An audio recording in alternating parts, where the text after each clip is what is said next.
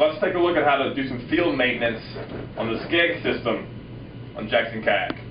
First step will be to release the Skeg by pushing forward and rotating up on the Skeg control on the side of the boat. That should free the Skeg.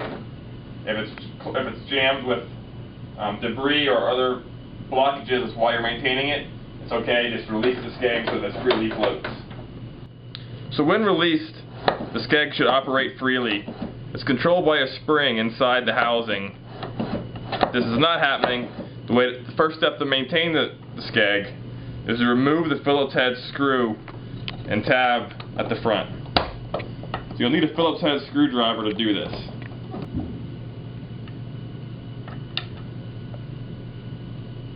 So once that piece is removed, you want to rotate the Skeg blade up and push down, and that'll let it come free from the housing.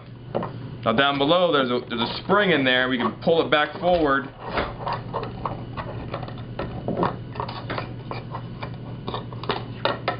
and remove the spring assembly.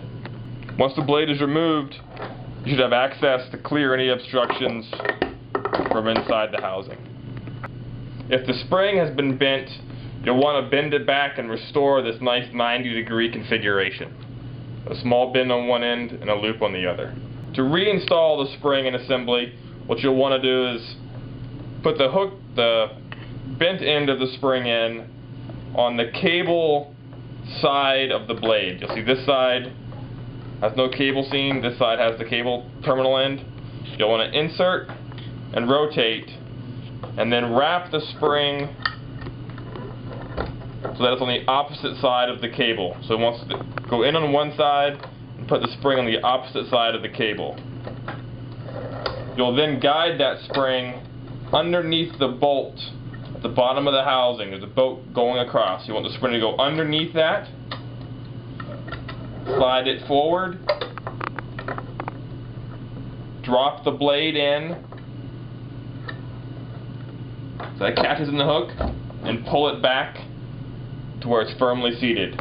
You'll want to make sure that the two black washers is one on each side. So what you'll find is, after you've reinserted it, you'll want to make sure the spring is underneath the cross bolt you can see there. But you'll find that it won't want to press down.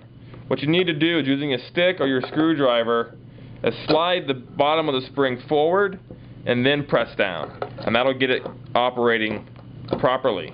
At that point, once it's under tension, you can reinstall the little retaining piece in the back.